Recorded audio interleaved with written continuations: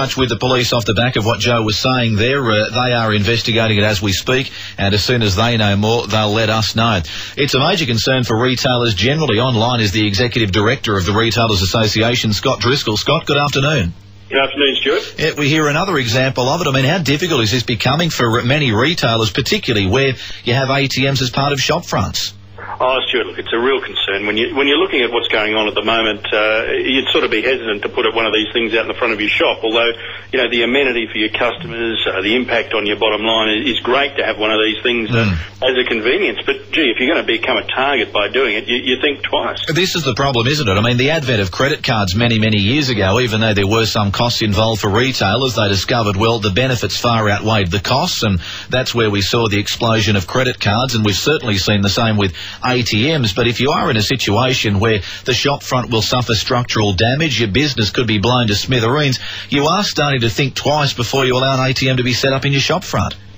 Well, that's right. I mean, Stuart, you don't want to see a situation where insurers are going to put a premium on you just because you're going to go down this path. I mean, it's a normal facet of retail now, as you just said. We've moved into that. People want that amenity, that convenience. You know, a lot of demand is there. But if it's going to be meaning more surveillance, more guards, more cameras, you know, there's more expense, and that's going to be fed back straight on to the cost to consumers.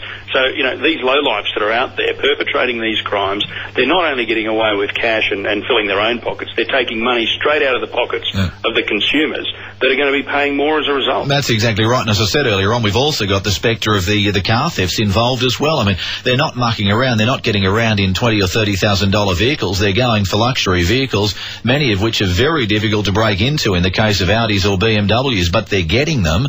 And a point that I raised a couple of weeks back when we first saw a spate of these things is, how long will the banks tolerate this sort of thing before they decide, oh, well, every ATM transaction carries a cost because it's costing us a fortune with these things being blown to bits? Oh, look, this will start to get built in. I mean, and the reality is a lot of these ATMs are potentially private ATMs. They're not necessarily bank-branded ATMs, but, you know, whoever is actually picking up the cost can't wear it forever. And the people that will suffer are the retailers and ultimately the consumers. That's right. I mean, the convenience factor is a big part of it.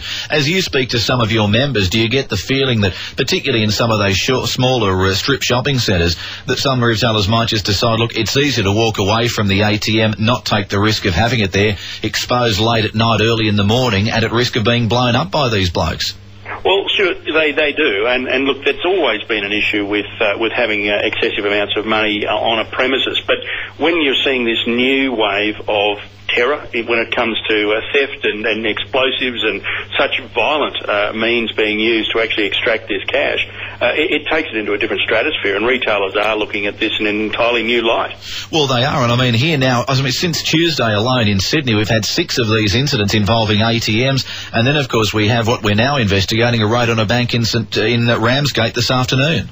Well, the positive, if we can look to a positive just for a moment, I suppose, is these things are most likely linked to a group of people that are perpetrating this, and the hope would be once the police get the breakthrough they need, it'll be a house of cards and they'll all fall and it can be tidied up. I mean, that's the hope, and that's what we're all sort of holding our breath on at the moment. Well, that's right, and I mean, I suppose that's why we've had the $100,000 reward from the state government, and we've also had that topped up by $50,000 from the Australian Bankers Association, but so far that doesn't seem to have produced a result. How far do we go before it does? Yeah, look, I mean, if we're talking about some fairly elaborate criminal gangs here, and obviously these aren't your run-of-the-mill sort of pickpockets. These are people that are pretty sophisticated. The people that probably know what we need to know and what the authorities need to know might need a bit more incentive than that.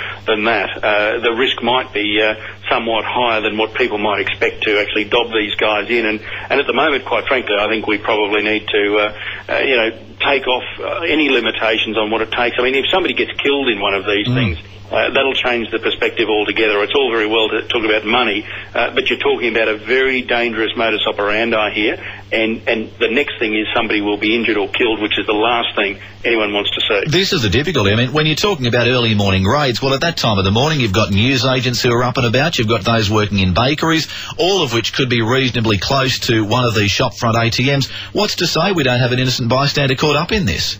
Well, nothing, and that's the problem. And I mean, the retailer themselves might be inside the store, they might be stocking shelves, they might have their office straight behind the front as well. I mean, they could be stocking the ATM for that matter, or attending to something electrical. You know, the threat is huge. That somebody is actually going to get injured aside, we can stick on the finance, and that's bad. That's right, yeah. But human life is very much at stake, and obviously I'd implore anyone who's got any information to go to the police, and let's put an end to this before somebody does get killed. Is there the prospect that retailers as a group could add to the reward on offer at the moment?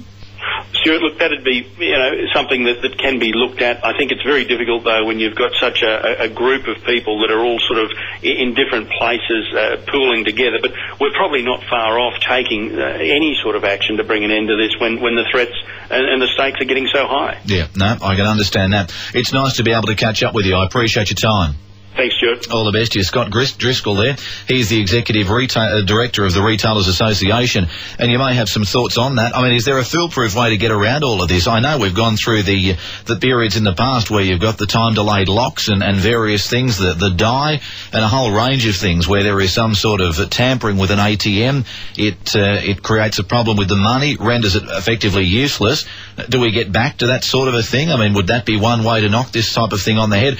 I know we had a situation where a device was created whereby it made it very, very difficult to ram raid ATMs because that had been the flavour of the month for a time. Now, seemingly, they realise that they're almost like fortresses, these ATMs. The ram raids don't work as well. They've gone towards explosives. What is next? Is there a way around it? You tell me. Our number's 13 13 32.